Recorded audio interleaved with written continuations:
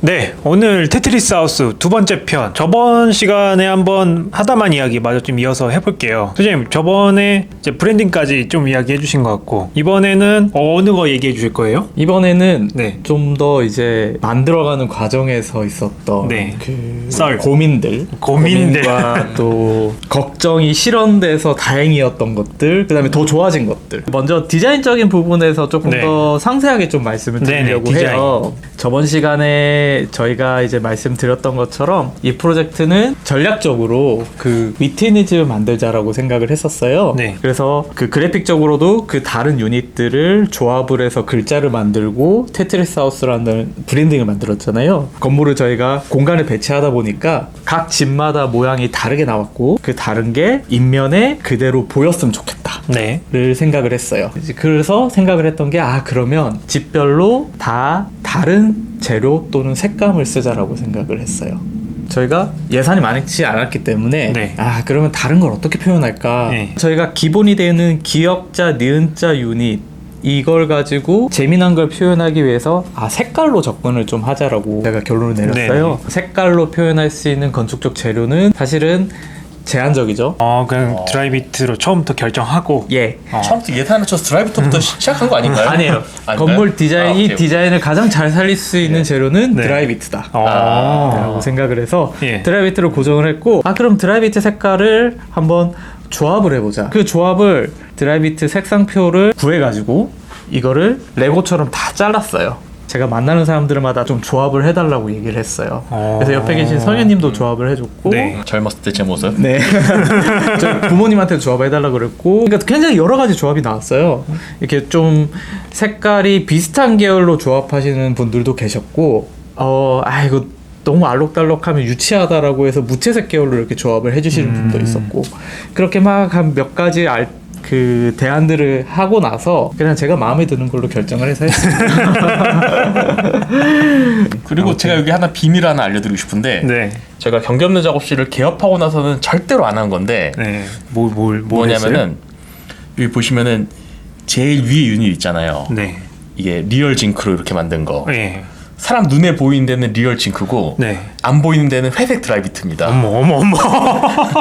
그래서 제 이면이 이렇게 드라이비트랑 이렇게 금속이랑 어색하게 만나 있습니다. 이게 왜냐면 네. 뒤 드라이비트들끼리 만나는 그 재료들이잖아요. 그래서 네. 여기 원가 절감을 위해서 아니에요.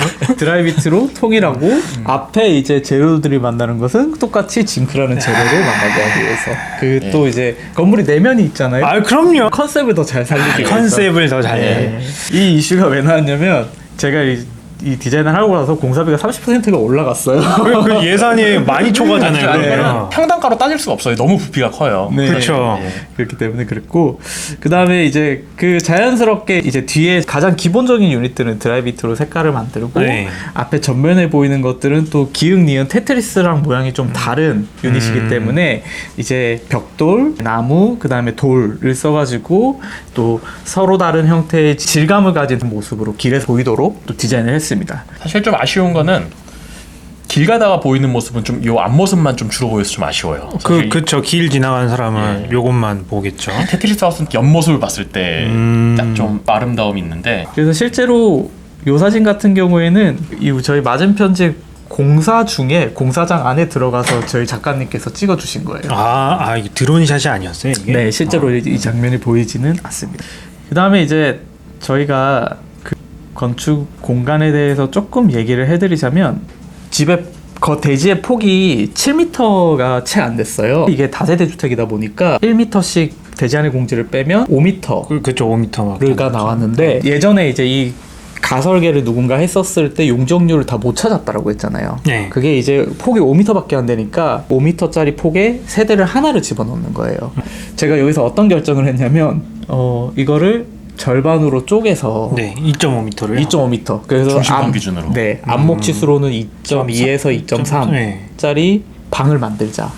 중심선으로 2.5이면 사실 오피스텔 요즘 들어가는 것보다 작은 거잖아요. 그러면. 굉장히 작죠. 네. 사실은 제가 사례 조사를 해서 봤었을 때 가장 작은 집이 2.35m였어요. 그쵸. 여기 저희는 네. 이제 2.25m가 나왔으니까. 2.25m면 침대가 싱글 침대가 이렇게 가로로 간신히 거의 간신히 들어가죠.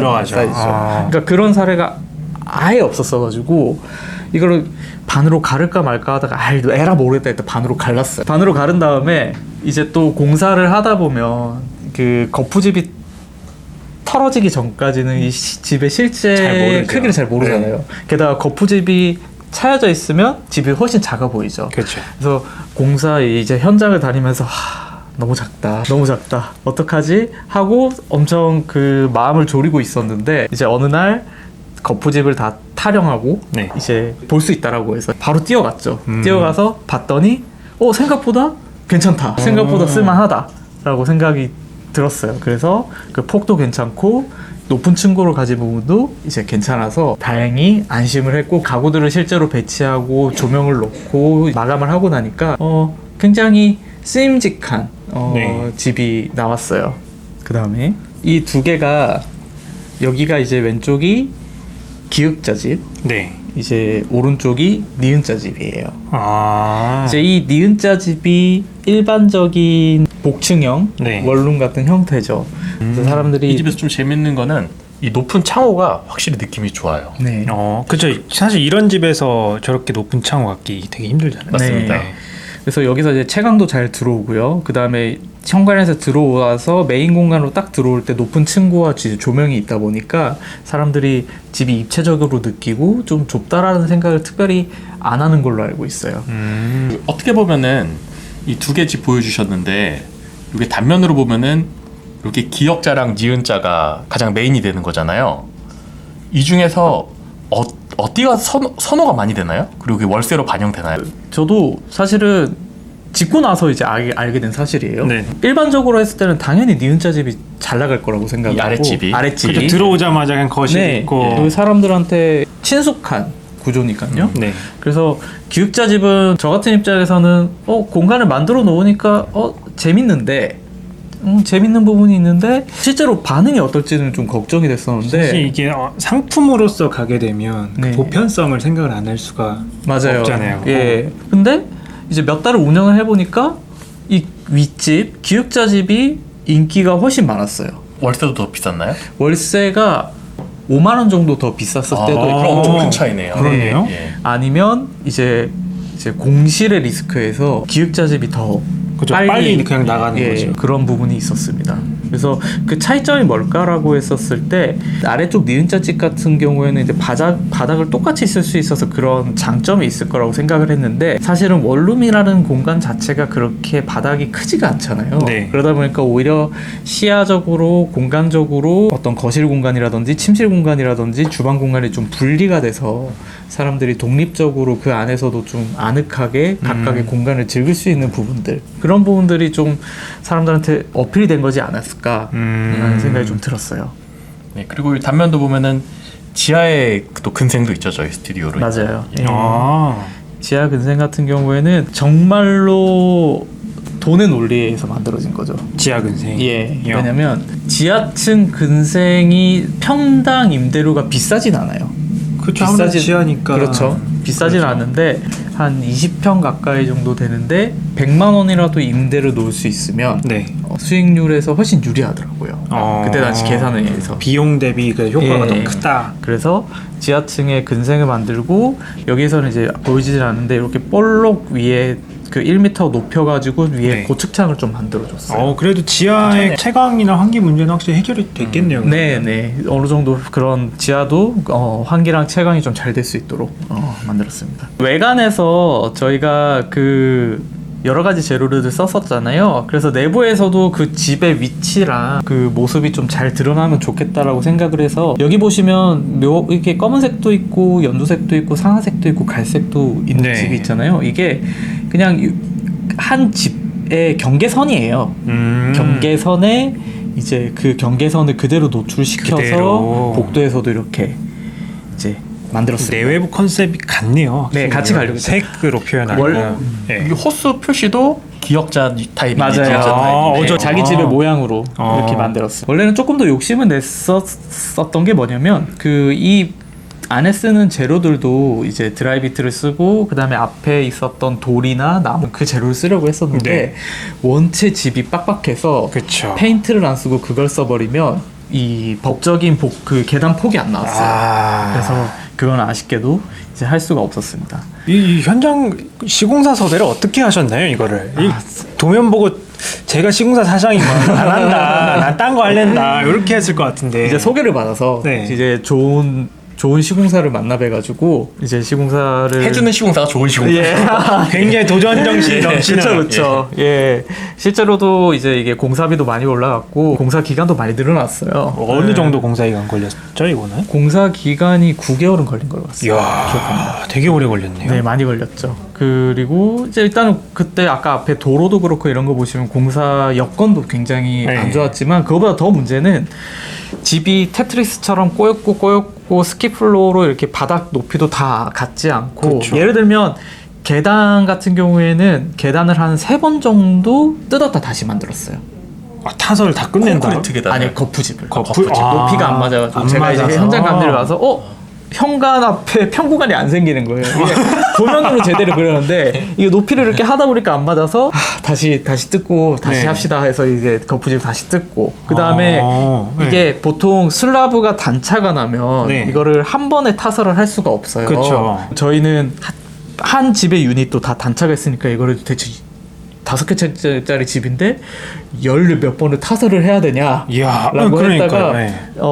실험을 한번 했던 게 요 단차를 거푸집을 단단히 메워가지고 네. 한번 처음에 일체 탓을 한번 해보자. 해보자. 다행히 그게 성공을 해서 그 부분에서는 좀 시간 리스크를 좀 줄였죠. 예. 열몇 번 했으면 시공사 사장님 정말 네. 너무 힘드셨을 것 어휴, 같아요. 그런. 도면을 그래서 제가 평면도 층당으로 평면을 끄는 게 아니라 높이가 다 다른 평면을 다 끊고 네. 단면도도 한 10몇 장을 그렸던 것 같아요. 이야, 33평 땅을 위해. 네. 현장에 이렇게 영혼을 갈아 넣으셔야 정말 영혼을. 현장에 딱 그렸는데 지하층 공사가 끝나고 이제 1층 공사를 시작하려고 했었을 때쯤에 이제 그 현장 소장님과 이제 시공사 대표님이 전화가 오셨어요. 네. 읍소를 하셨어요. 도저히 집을 모르겠다. 스케치업 샷도 막 찍고 했는데 네. 도저히 집을 모르겠다. 이 거푸집을 도저히 어디가 만나는지 아무리 도면을 보고 그 스케치업 그 3D 샷을 찍은 거 보여줘도 현장 인부들이 이해를 못한다. 모형이 필요하다. 라고 네. 해서 알겠다고 제가 주말에 네. 이틀 동안 밤을 새서 그 30대 1 모형 직접 엄청 큰 만드신 모형을 거예요? 이틀 동안 만든 거예요? 네, 보랑 오. 이런 것들을 다 표현해가지고 네. 모형을 만들어서 급하게 이제 월요일 아침에 거푸집 짜기 전에 현장에 갖다 드렸어요. 그걸 보시니까 현장 인부들과 분들이 이제 박수를 치면서 이제 알겠다 이거. 이게 여기 붙는 거구나. 저희가 사실은 그 건축 모형을 그렇게 많이 만들진 않아요. 이게 네. 제 생각에는 경계론 작업실이 지금까지 신축을 20-30개 정도 가까이 했지만 아마 그 중에서 가장 복잡한 집이 아닐까. 네, 그리고 이제 자금 얘기를 안 해볼 수가 없는데요. 그렇죠. 요때 2010년대 초반이죠? 예. 초반이면 금리가 이때 혹시 몇 퍼센트 정도였는지 기억나시나요? 제 기억으로는 이때 그 토지담보대출 금리가 5%대인 걸로 알고 있어요. 5%요. 네. 그런데 이게 가장 중요한 가정이 잘못됐는데 이걸 설계로 극복한 게 네. 주호님이 저한테 처음에 전화했을 때 아버지 퇴직금이랑 아파트를 판돈으로 하겠다고 했거든요. 네. 근데 아파트가 안 팔렸어요. 그럼 나머지 그 돈을 그럼 어떻게 조달을 하셨어요? 이제 원래 아파트 팔고 아버지 모아두신 돈이랑 퇴직금 끌어 모아서 한 이제 모였던 돈이 10억이 채 안 됐죠. 네. 9억 정도였었고 근데 아파트가 그때 4억 정도였으니까 신림동이라서 네. 40평 아파트가 4억이었어요. 네. 근데 이제 안 팔렸고. 안 팔렸고 5억이었죠. 이제 5억이었는데 근데 이 집을 짓는데 들어가는 비용은 토탈 세금 그다음에 금융 비용 합쳐서 15억이 들어갔어요. 네. 그럼 이걸 어떻게 했을까? 예, 조달을 어떻게 했을까라고 하면 일단 5억은 집어넣고요. 그다음에 이 땅에 대한 담보대출 40%. 40%면 땅 가치 대비 40%. 그렇죠. 였나요? 그 정확하게 기억이 안 나네요. 네네. 네, 그 이제 이 논현동 땅의 담보대출하고 그 다음에 아파트 담보대출 아파트 담보대출하고 그래도 돈이 아마도 한 3, 4억 정도가 부족했을 거예요. 네. 일단 부모님한테 효도하려고 제 돈을 몇백만 원 넣었어요. 그 좀 재밌었던 게 이제 그래도 아버지는 원래 10억으로 이 프로젝트를 진행하려고 하셨는데 5억이 오버됐죠. 그렇죠. 5억이 오버됐죠. 네. 일단 아버지 그 다음에 또 마이너스 통장도 막 개설을 하셨고 네. 근데 저희 아버지도 대단하셨던 거는 일단 아들내미 믿고 네. 일단 끝까지 가보자 네. 라고 해서 그 다음에 어떤 플랜이 있으셨냐면 이게 그 다세대 주택이잖아요. 네네. 이제 주택이다 보니까 전세 수요가 있었어요. 네. 전세 수요가 있어서 이제 몇 집을 전세로 돌렸습니다. 전세를 네네네네. 빠르게 돌려서 네. 이제 시공사 시공 잔금을 이제 2달 안에 전세 들어온 걸로 시공 잔금을 해결을 했어요. 그리고 이제 운영을 하시면서 전세를 반전세 월세로 지금 좀 많이 돌리셨죠. 네. 열심히 좀 모으셔가지고 그렇게 해서 자금을 어째저째 해결을 했어요. 네. 되게 사실 이게 흔히 말하는 분양시장에 말하는 대물공사잖아요. 이게 어떻게 예. 보면 되게 위험한 방법인데 그래도 잘 어떻게 위험한 방법이었죠. 네, 위험한 방법이었죠. 그런데 그 좀 안정감이 있었던 게 이 전체가 15억이 들었다고 했잖아요. 네. 월세가 어느 정도 나왔죠? 한 달에? 한 달에 월세가 이게 이제 대출 없이 네. 대출 없이 월세가 한 달에 예상 월세가 1,100에서 1,200만 원. 예, 예상 1,100, 월세가. 1,200. 네. 그러면은 1년이면은 1년이면 뭐 1억 1억 1억 5천. 4천 5천 예, 1억 5천을 창출하는 부동산이기 때문에 네. 사실은 저는 레버리지를 더 극단적으로 쓸 수 있었다고 생각을 그렇죠. 해요. 1억 사업 5천이 만약에 어느 정도 진짜 예상이 된다라고 하면 중공업 대출도 되게 잘 그치. 나올 법한 물건이잖아요. 예, 어떻게 그쵸. 보면. 그래서 오히려 좀 과정만 보면 야 이거 아파트 한 팔려서 너무 극단적으로 한 거 아니야지만 사실 이 물건 자체로 보면은 1억 5천의 부동산을 창출하는 거여가지고 네. 오히려 좀 더 극단적으로 해서 수익률을 높일 수 있었는데 적절히 했다. 적절히 개인답게. 균형 예. 균형점을 찾아서. 보면- 그럼 요게 이제 준공이 다 되고 임대는 얼마 만에 다 맞춰졌나요? 이게 임대는 2달 안쪽에 다 맞춰줬어요. 2달 안쪽에 그냥 네. 준공 직전에 그 계약이 되어 있는 데도 있었고 부동산이 막 오잖아요. 준공 다 네네. 될쯤 하면. 그리고 나름 인기가 있었어요.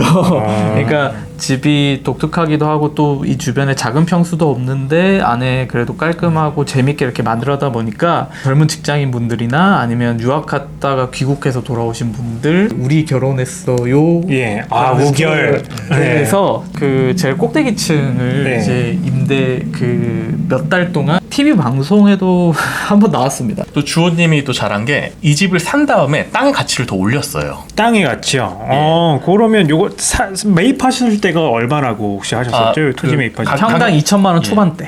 요 집이죠. 예. 처음에 보면은 이 도로가 끊겨진 마지막 집이었어요.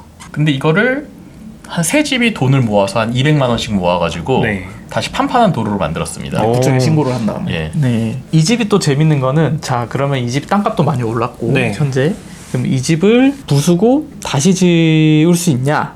라고 하면 이 집 부수고 다시 절대 이렇게 못 지어요. 아 진짜요? 네. 왜요? 왜 그러냐면 이게 그 도시형 생활주택 특례의 끝물에 지어진 마지막 막차를- 혜택이었는데 혜택이 있었나요 그때는? 네, 그 두 가지 주차장. 혜택이 네. 있었어요.